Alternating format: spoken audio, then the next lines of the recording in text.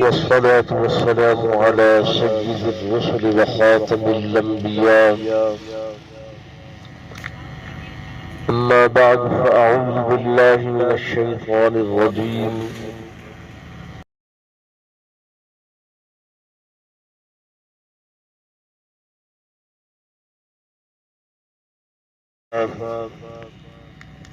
والصلاة والسلام على سيد الرسل وخاتم الأنبياء. أما بعد فأعوذ بالله من الشيطان الرجيم. بسم الله الرحمن الرحيم. قال النبي صلى الله عليه وسلم: الكاسب حبيب الله. صدق الله وصدق رسوله النبي الكريم الأمين، ونحن على ذلك لمن الشاهدين والشاكرين، والحمد لله رب العالمين.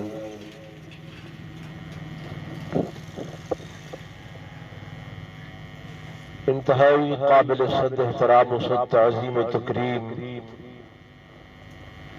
میرے محترم و محتشم حاضرین و ناظرین، بزرگان دین، نوجوان ساتھیوں، عزیز بھائیوں،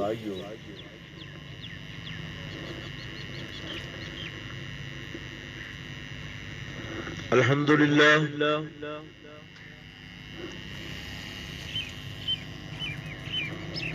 حضرت مولانا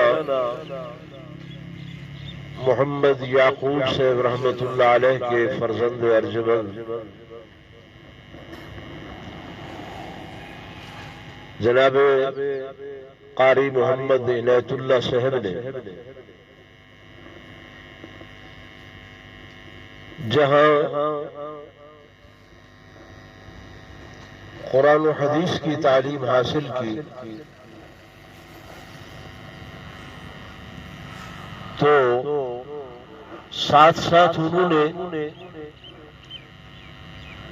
کسب رزق حلال کے لیے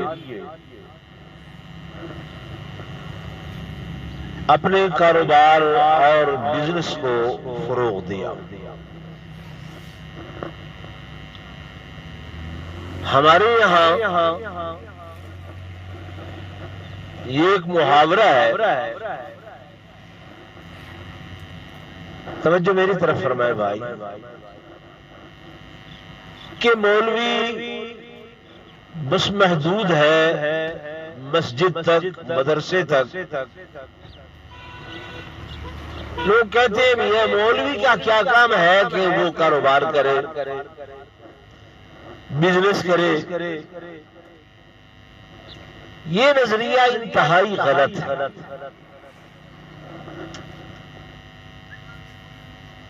جہاں پر اللہ تبارک و تعالی نے دین والے بندوں کو پریفرنس دیا ہے کہ وہ میرا ولی ہے، میرا دوست ہے، میرا محبوب ہے، وہیں پر اللہ کے پیارے پیغمبر حضرت محمد رسول اللہ صلی اللہ علیہ وسلم نے فرمایا کہ القاسم حبیب اللہ، جو محنت سے رزق کماتا ہے، محنت کر کے روزی کماتا ہے، میں اللہ اس کو اپنا دوست رکھتا ہوں۔ اور حضور پر نور صلی اللہ علیہ وسلم نے فرمایا کہ اوپر والا ہاتھ نیچے والے ہاتھ سے بہتر ہے۔ صحابہ کرام نے عرض کیا یا رسول اللہ صلی اللہ علیہ وسلم، اوپر والے ہاتھ سے کیا مراد ہے، نیچے والے ہاتھ سے کیا مراد ہے؟ میرے آقا علیہ السلام نے فرمایا اوپر والا ہاتھ جو دینے والا ہے اور نیچے والا ہاتھ جو لینے والا ہے۔ اللہ نے ان دونوں کا امتزاج تو کیا ہے، جوڑا ہے، لیکن جو فضل دیا ہے، بڑھوتری دی ہے، بڑائی دی ہے، وہ اوپر والے ہاتھ یعنی دینے والے کو زیادہ برتر فرمایا ہے۔ تو ہم اور آپ دینے والے تبھی بنیں گے کہ جب رزق حلال کے لیے ہم کاروبار کریں گے۔ معیشت کا پہیا تبھی گھومے گا جب ہم دیانتداری سے، امانتداری سے رزق حلال کے لیے کوشش کریں گے۔ میرے دوستوں، میرے بزرگوں، میرے عزیزوں، آپ یہ مت سمجھیے گا کہ بھیا ہم تو دنیا دار ہیں، ہمارا کیا ان چیزوں سے۔ میرے آقا امام الانبیاء، فخر کائنات، تاجدار مدینہ صلی اللہ علیہ وآلہ وسلم نے امت کو یہ تعلیم دینے کے لیے جہاں دینی مسائل حل فرمائے، وہیں پر میرے آقا دو جہاں صلی اللہ علیہ وسلم نے کاروبار کے لیے بھی حکم فرمایا اور خود بھی کاروبار کیا۔ صحابہ کرام رضوان اللہ تعالی علیہم اجمعین، بہت بڑے تاجر حضرت عبد الرحمن بن عوف رضی اللہ تعالی عنہ، تاریخ اسلام میں ہے ان کا تذکرہ، بہت بڑے کاروباری، اور ان کے پاس جب وہ دنیا سے رخصت ہونے لگے تو کئی لاکھ دراہم و دنانیر موجود تھے، لیکن وہ اس مال کی طرف رغبت نہیں کرتے تھے، بلکہ احکامات دینیہ کے مطابق اس کا صرف اور اس کا خرچ کرتے تھے۔ سبحان اللہ۔ جو تاجر کاروبار کرتا ہے لیکن کاروبار میں ملحوظ خاطر دین کو رکھتا ہے، یعنی میں کاروبار کروں گا، اللہ مجھے اس میں منافع دے گا، میں اس کی راہ میں زکوٰۃ ادا کروں گا، میں اس کی راہ میں صدقہ دیا کروں گا، میں اس کی راہ میں خیرات کیا کروں گا، اللہ مال زیادہ دے گا، میں اس سے اپنے بیوی بچوں کو بہتر طریقے سے رہن سہن دوں گا، میں اپنے بیوی بچوں کو بہتر طریقے سے اعلیٰ تعلیم دوں گا، میں اپنے بچوں کی معیشت کے لیے جو روزگار کما رہا ہوں تو یہ روزگار دیانتداری سے ہوگا، امانت داری سے ہوگا۔ تو حضور پرنور صلی اللہ علیہ وسلم فرماتے ہیں یہ صرف کاروبار ہی نہیں ہے بلکہ اس سے اس کی آخرت بھی بن رہی ہے، دین بھی بن رہا ہے، دنیا بھی بن رہی ہے۔ لیکن اگر کوئی کاروباری، کوئی مالدار وہ اس کاروبار میں ناجائز ملاوٹ کرتا ہے، ناجائز منافع خوری کرتا ہے، غبن فاحش کرتا ہے، یا اس میں اپنے طریقہ کار کو سود میں بدل دیتا ہے، تو پھر یہی کاروبار، یہی مال دن قیامت کے اس کے لیے وبال جان بن جائے گا۔ شریعت میں احکامات موجود ہیں، بیع و شراء کی اقسام موجود ہیں۔ اب ہمارے یہاں بعض مولوی حضرات مطلقاً کہہ دیتے ہیں کہ جناب والا اگر کسی آدمی نے ادھار پر ایک چیز دی ہے اور پھر اس پر منافع لگایا ہے سود بن جاتا ہے، نہیں بنتا۔ نقد چیز کی قیمت اور ہے، ادھار چیز دینے کی قیمت اور ہے، لیکن اس میں طے کر لی جائے بات کہ جناب یہ اتنی لمٹ ہے، اتنا وقت ہے، اس وقت میں تم مجھے اتنے پیسے دو گے، نقد لو گے یہ چیز 5 روپے کی ہے، ادھار لو گے تو یہ 8 روپے کی ہے، 9 روپے کی ہے، زیادہ سے زیادہ 10 روپے کی ہے، اس حد تک ادھار میں منافع سے دینا اس کا جواز ہے. پھر اس میں جو وقت طے ہے پابند کیا جائے، جو لینے والا ہے وہ بھی پابند ہو، جو دینے والا ہے وہ بھی پابند ہو. اور اگر وہ لینے والا پابندی نہیں کرتا، اس سے کوئی مجبوری آ گئی ہے اس کے پاس، پھر آدمی یہ نہ کرے کہ اس نے مثلا 2 ماہ میں دینا تھا، اب 3 ماہ ہو گئے ہیں، اس پر مزید منافع بڑھا دیا جائے تو یہ سود بن جائے.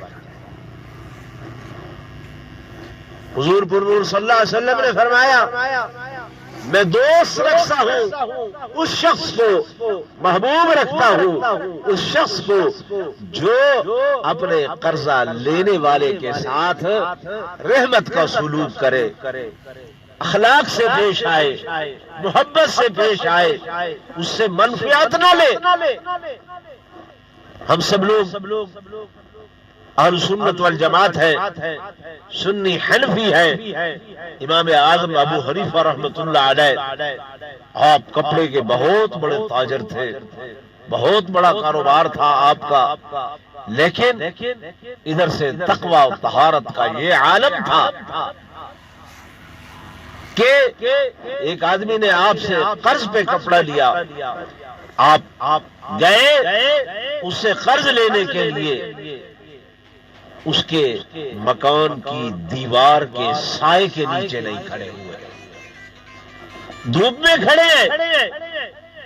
کسی نے عرض کی حضرت چھاؤں میں کھڑے ہو جائیں، فرمایا یہ بھی اس سے منفعت حاصل کرنے کے مترادف ہے، اس لیے اس کے مکان کی دیوار کے سائے میں بھی نہیں کھڑا ہوتا. امانت داری دیانت داری کا یہ عالم تھا. ایک تھان آیا کپڑے کا، ہزاروں دراہم کا وہ تھان تھا، لیکن اس میں عیب تھا. آپ مدرسہ میں تشریف فرما تھے، پیچھے جو آپ کا نائب تھا وہ آیا، اس نے وہ تھان پوری قیمت میں بیچ دیا. حضرت کو خوشی خوشی بتلانے کے لیے آیا کہ جناب وہ جو عیب والا تھان تھا آپ نے رکھا ہوا تھا، میں نے پوری قیمت میں بیچ دیا، اتنا منافع کما لیا. حضرت نے فرمایا اس کو تلاش کرو، آپ نے اس کے ساتھ زیادتی کی ہے، یہ زیادتی والا پیسہ میں قطعاً کبھی اپنے پاس نہیں رکھوں گا.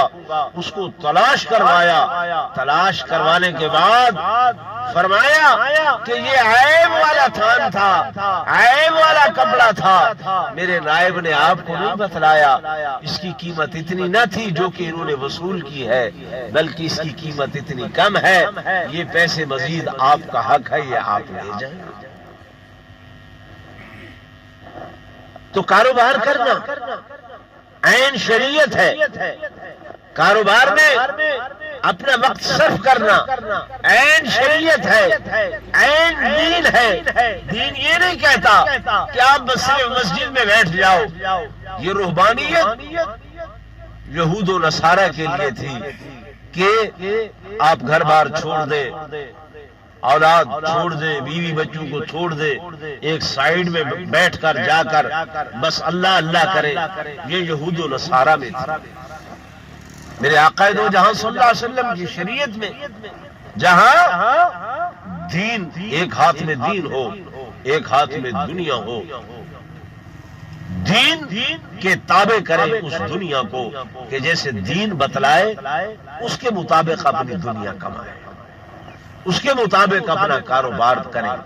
پھر دیکھیں کہ اللہ کی رحمتیں کیسے کیسے شامل حال ہوتی ہیں.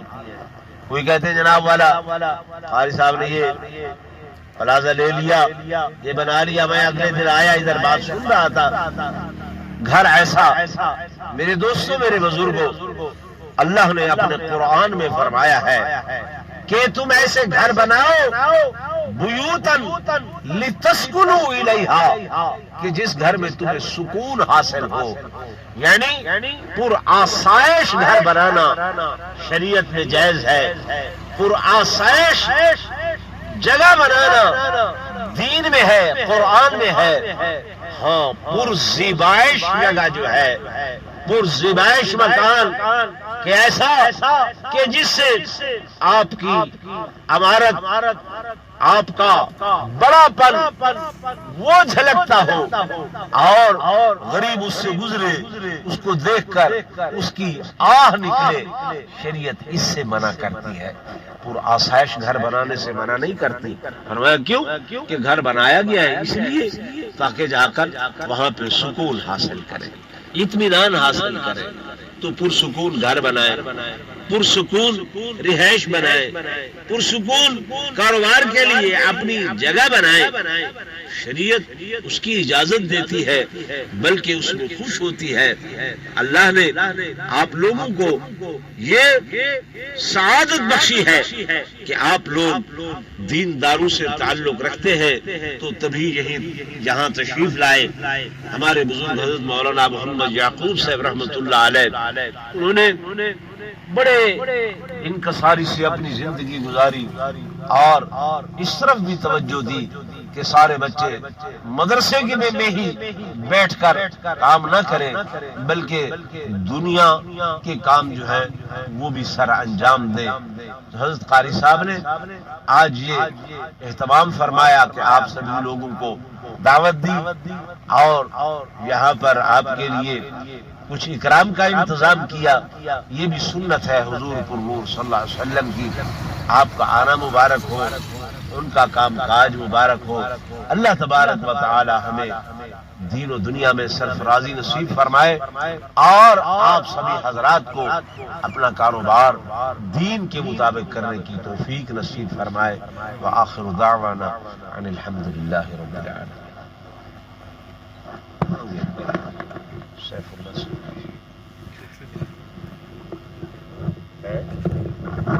قاری سیف اللہ صاحب آگے تشریف لائے نا۔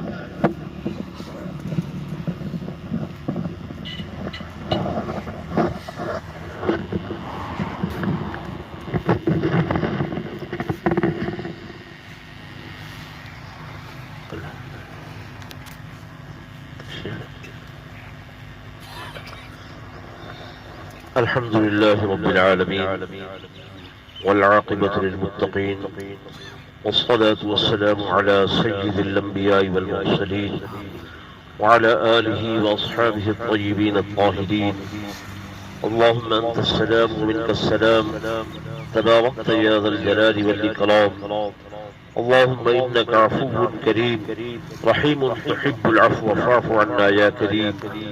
اللهم اغفر لنا ذنوبنا وكفر عنا سيئاتنا وتوفنا مع الأبرار.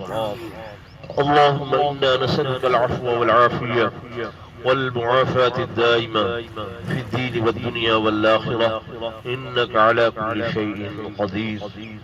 اللهم إنا نسألك الهدى والتقى والعفاف والغنى. اللهم أعنا على ذكرك وشكرك وحسن عبادتك وحب من يحبك وحب من عمل يقربنا إليك.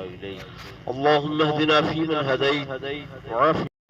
اور یہ قدرتی طور پر پہلی محفل ہے جس میں دیندار طبقہ بھی اکٹھا بیٹھا ہوا ہے، تو اس کا فائدہ اٹھاتے ہوئے دو تین سوال ہے میرے ذہن میں، وہ میں کرنا چاہتا ہوں۔ سب سے پہلے ایک سوال ہے کہ کوئی ایک پارٹی کار خریدتی ہے 6 مہینے کے ٹائم پہ، اور وہ 3 مہینے کے ٹائم پہ ڈیٹ لکھی جاتی ہے کہ 6 مہینے کے ٹائم پہ یہ 15 لاکھ کی ہے، تو اکثر وہ کہتے ہیں کہ پہلے پیمنٹ تیار ہو گئی ہے، تو وہ پھر ان سے ڈیمانڈ کرتے ہیں کہ میں پہلے پیمنٹ کر رہا ہوں تو آپ اس طرح کریں، مجھے کچھ اس رقم چھوڑ دیں۔ ایک تو یہ سوال ہے۔ دوسرا سوال یہ ہے کہ ایک بندہ ہم سے پلاٹ لیتا ہے کہ 50,000 روپے دے کے چلا گیا، اور جب وہ پہنچ نہیں سکتا تو اکثر یہاں پہ یہ ہوتا ہے کہ وہ اس کا بیانہ ضبط کر لیتے ہیں کہ آپ پہنچے نہیں ہو، آپ کا بیانہ ختم ہے۔ یہ دو جو سوال ہیں جو ہمارے معاشرے میں سب سے زیادہ اس کی قباحت پائی جاتی ہے، مولانا صاحب سے اس کی جو قرآن و حدیث کے مطابق ہے وہ مولانا صاحب ہمیں رہنمائی فرما دیں۔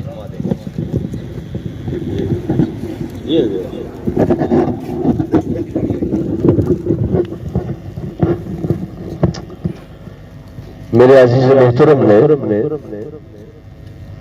جو پہلا سوال کیا ہے میں نے اپنے مختصر بیان میں اس کی تھوڑی وضاحت بھی کی تھی. ادھار پر چیز دینا لینا دونوں کی شریعت اجازت دیتی ہے. اب اس میں وقت کا تعین جو ہے وہ ضروری ہے اور پابند ہونا فریقین کا یہ ضروری ہے.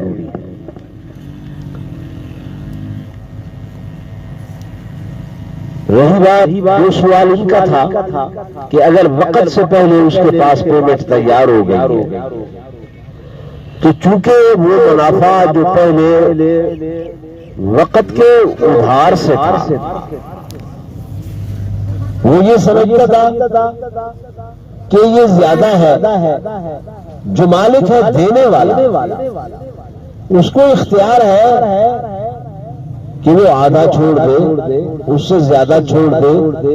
یہ ہے دونوں کی آپس میں مروت محبت اس کے مطابق یہ کرے گا. شریعت اس کو کہتی ہے کہ اس کو چاہیے کہ یہ اس سے محبت کرے یہ اس سے مودت کرے کہ جو وقت اس نے دیا تھا وہ اس سے پہلے اس کو ادائیگی کر رہا ہے تو یہ اصرار نہ کرے اس چیز پر کہ میاں تو نے جو طے کیا تھا اس طے شدہ اس کے مطابق وہ مجھے پیمنٹ کرے. اس کو نہیں چاہیے کہ وہ اس پر اس کو مجبور کرے. نہیں بلکہ اس کو چاہیے کہ یہ اس سے محبت کرتے ہوئے جو وقت اس نے دیا تھا وہ اس سے پہلے دے رہا ہے تو یہ اس سے کمی کر دے. تو اس میں اللہ پاک اس کو مزید مال بھی عطا فرمائے گے مزید اجر بھی عطا فرمائے. دوسرا سوال جو بھائی نے کیا کہ ایک آدمی پلاٹ یا زمین کے لیے بیانہ دے جاتا ہے اور پھر اس کے پاس وقت پر پیمنٹ نہیں تیار ہوتی وہ نہیں دے سکتا تو یہ کہتا ہے کہ جناب تیرا یہ بیانہ ضبط ہے شریعت اس کی اجازت نہیں دیتی. یہ اگر ضبط کرے گا یہ حقوق العباد کے زمرے میں آئے گا اور اللہ کے ہاں جواب دہ ہوگا. یہ ایسا شریعت میں قطعاً اس کی اجازت نہیں ہے یہ منع ہے. یہ تو قرآن کہتا ہے کہ وَأَوْفُوا بِالْعَهْدِ إِنَّ الْعَهْدَ كَانَ مَسْئُولًا کہ جو وعدہ کیا ہے وہ وعدہ پورا کرو وعدے کو ایفا کرو. لیکن ایک آدمی اس کے ساتھ تنگی ہے اس کے ساتھ مجبوری ہے تو اس مجبوری کی وجہ سے وہ اب یہ چیز خرید نہیں سکتا. پابند ہونا یہ ضروری تھا لیکن نہیں ہو سکا اس سے تو یہ اس کی پیمنٹ اس کو واپس کر دے. دین ہمارا جو ہے نا وہ مودت والا دین ہے محبت والا دین ہے پیار والا دین ہے. دین کسی پر سختی جو ہے وہ نہیں سکھلا سکتا. اس میں یہ اس کی پیمنٹ ضبط نہ کرے بلکہ یہ اس کو ادا کر دے. پھر برکات دیکھے کہ اللہ پاک اس کے لیے کتنی راہیں کھول دیں گے اور کتنی برکات اس میں اللہ پاک عطا فرمائے گا.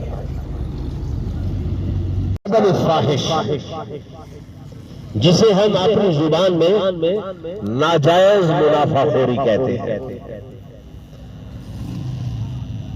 جیسے آج کل میں دیکھتا ہوں کھانے پینے کی اشیاء لینے کے لیے اگر منڈی چلے جائیں تو وہاں پر جو چیز 100 روپے کی ملتی ہے نا تو ریڈی والا جب یہاں پہ لے کے آتا ہے تو یہ 200 کی بیچتا ہے. سبزی جو بازار میں وہاں منڈی میں ہمیں 50 روپے کلو مل رہی ہے تو یہ 125 روپے کلو بیچتا ہے. وہ کہتا ہے جی میں محنت کر کے آیا ہوں اور یہ لے کر آیا ہوں, یہ کیا ہے میں نے وہ کیا ہے. شریعت اس کی اجازت نہیں دیتی, اس کو غبن فاحش کہا جاتا ہے. آپ منافع لے سکتے ہیں لیکن وہ دگنا نہیں. منافع زیادہ سے زیادہ, مثال کے طور پر 1 روپے پر آپ 4 آنے سے 8 آنے تک لے سکتے ہیں. اگر 8 آنے سے زیادہ لیں گے تو یہ غبن فاحش تصور ہوگا. اللہ پاک برکات اٹھا لیں گے. اللہ پاک خود چونکہ اپنے بندوں پر رحم فرماتے ہیں تو ان کا حکم یہی ہے کہ تم بھی رحم کرو, حسن سلوک کرو, اس کے ساتھ زیادتی نہ کرو. ہاں یہ اور بات ہے کہ ایک چیز آپ لے کر آئے, کافی دیر وقت تک آپ کے پاس پڑی رہی, لیکن وہ منڈی میں موجود تھی, بازار میں موجود تھی, عنقا نہیں ہوئی, ختم نہیں ہوئی, ذخیرہ اندوزی. اب لوگ کہتے ہیں جناب کسی نے اگر 1000 من گندم رکھ لی ہے یہ ذخیرہ اندوزی ہے. ذخیرہ اندوزی نہیں ہے. ذخیرہ اندوزی تب ہوتی ہے کہ جب ایک مال آپ نے روک لیا اور بازار میں وہ چیز بالکل ختم ہو گئی, عنقا ہو گئی, ملتی نہیں ہے, تو اب آپ نے یہاں پر روکی ہوئی ہے زیادہ منافع کمانے کے لیے. تو حضور پر صلی اللہ علیہ وسلم نے فرمایا المحتکر ملعون, یہ جو ذخیرہ اندوزی کرنے والا ہے یہ لعنتی آدمی ہے. ذخیرہ اندوزی کی تعریف میں لوگ غلطی کرتے ہیں. ذخیرہ اندوزی وہ ہے کہ جب آپ نے ایک چیز جیسے سٹے باز کرتے ہیں کہ سارا مال لے کر ایک طرف جمع کر لیا, اب مارکیٹ میں مال ہے نہیں. ایک چیز اگر مارکیٹ میں مل رہی ہے, چل رہی ہے, تو یہ ذخیرہ اندوزی نہیں ہے. تو اس منافع کی شرح جو ہے وہ دگنی نہیں ہونی چاہیے. 1 سے 1.25, 1.25 سے 1.5, 10 آنے تک. اس سے زیادہ اگر کریں گے تو یہ غبن فاحش.